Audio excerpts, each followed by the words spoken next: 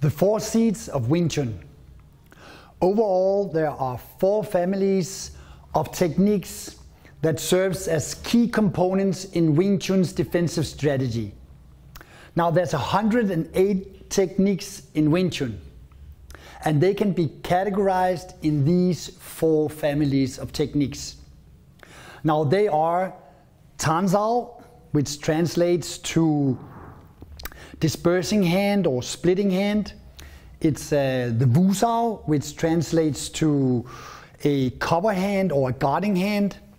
It's the Fook Sau, which translates to subduing hand or controlling hand. And then there's the Bong Sau, which translates to wing arm or wing hand. Now, the looks of these might vary depending on the lineage, but the core principles remains the same across the different lineages in general.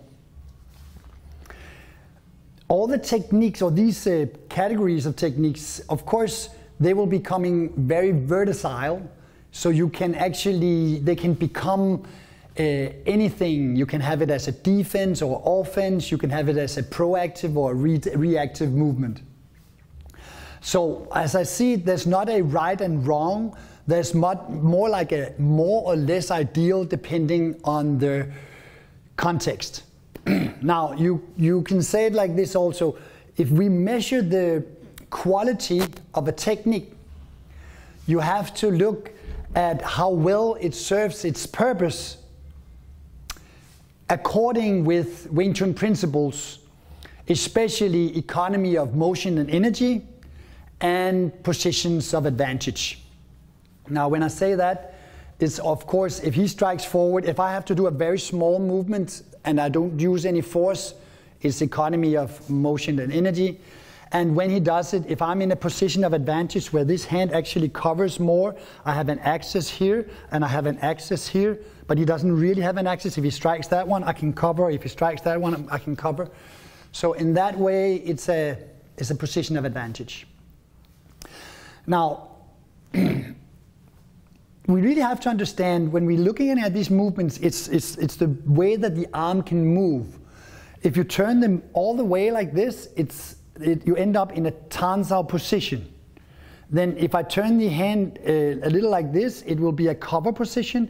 If I turn the hand more or like this, I'll be on top. It'll be a Fook Sau position. Or if I turn it even further, it will become a Bong Sau position. So understanding that these, you learn them by positions, but they're actually not a position because nothing stops or stays. Everything are constantly moving. It is a way to apply force. It's a movement with these advantages that I just referred to. Now in each movement we have to see it like this, just to understand. Let's say that he strikes towards me. The first thing I have to see, I have to use 1 or 2 kinds of force we're using when we're looking at how force is being applied. Either I can be underneath something, that then I have what we refer to as ground reaction force. Or if he strikes, I can be on top of something, which is more gravitational force. It can also be, if I'm on top of it here like this, it's also gravitational force. So you either use the power from the ground reaction force through your legs up, or gravitational force, which is a kind of the body weight and how you distribute that. The other way, so this is either or, but the next kind of force is the rotation. Now the rotation can be in your hip, or it can just be in your torso where you're doing it in your waist. So you're not really moving the hip. But the rotation, if he strikes forward and I rotate, the rotation by itself is a force application. It can also be an application when I turn, that it moves an arm in a specific direction when you turn. So the rotation is a force by itself. The third one, it's also kind of a rotation, but because it's moving while it's doing it, it's a spiral force. So when he strikes and I do this, it's a spiraling. Or if he strikes and I do this, it's a spiraling. Or he strikes and I do this, it's a spiraling. So you have that spiraling force. These 3 forces, so either one of these gravitational or ground reaction force combined with the rotational force of the body, combined with the spiraling force of the arm. That is the, you can say, you don't have to use all of them all the time, but together they become very, very unique power-wise. Now, most Wing Chun styles, or a lot of Wing Chun lineages, refer these techniques as something you do simultaneously with attack, especially the first three. So he strikes forward, I cover and attack. Or he strikes forward and I cover and attack. Or I wedge and attack. Or he strikes forward and I get on top of it and attack. Or I do it immediately and attack where I get on top of it. So it can be like simultaneously doing an attack and a defense. But actually it doesn't have to be like that. Sometimes if I can't reach, he strikes forward, the rear hand becomes a Fook Sau, seen from the other side. The rear hand becomes a Fook Sau. So I'm getting on top of that one because I can't hit him. So I use it more for a Fook Sau. Or he strikes forward, just do it with that hand as well, yeah. And I choose to come to this position. So the second hand when I'm here, it's in this position, so he has more difficulty hitting me, he has more difficulty grabbing me, compared to if I put it like this, it's easier for him to take it. So it can also be that he strikes forward and I do this. Now this one is just a cover hand. Or I use it together with this, so this one lets the other one go and you have other options.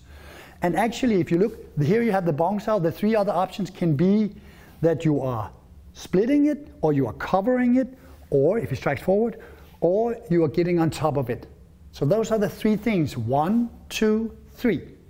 Now again, they can look a little different. We're going to get into that on each technique when we go into that. Now, in the beginning, we're really focusing on training it as reactions. Now reactions can either be a visual reaction, he strikes forward and I cover, or it can be a tactile reaction, he strikes forward and I cover. So it's reactions. But eventually, when he, let's say, strikes with this one, I can purposely choose to put a Fook Sau on that hand.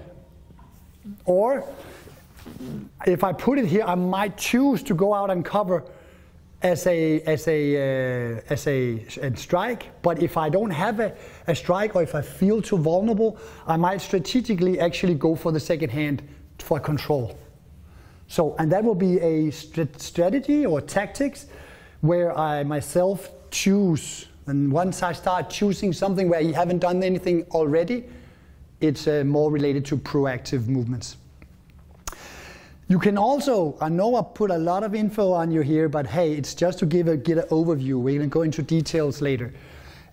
But you can also use it both as an attack or as a defense. This is really important to understand.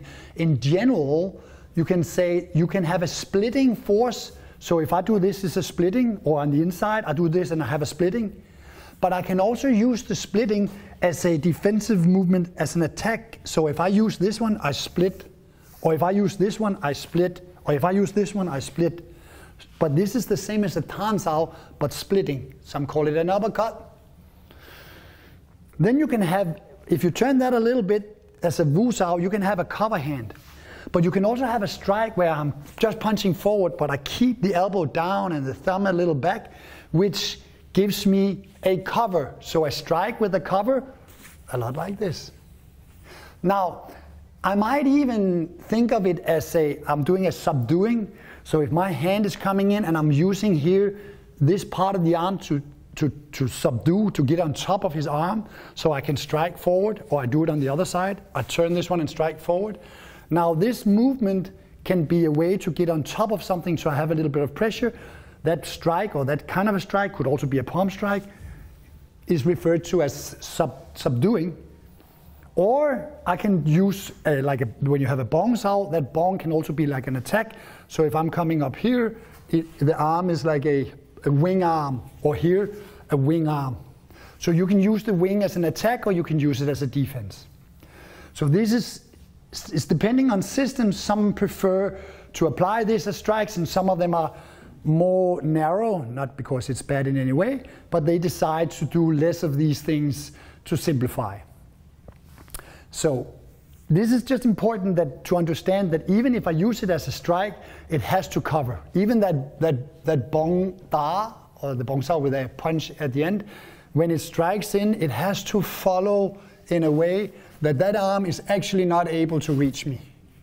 Or if I'm coming in like this, and I'm coming up like this, and I strike, that hand should not be able to reach me. Or if I'm coming forward like this, and I'm doing this, that hand should not be able to reach me.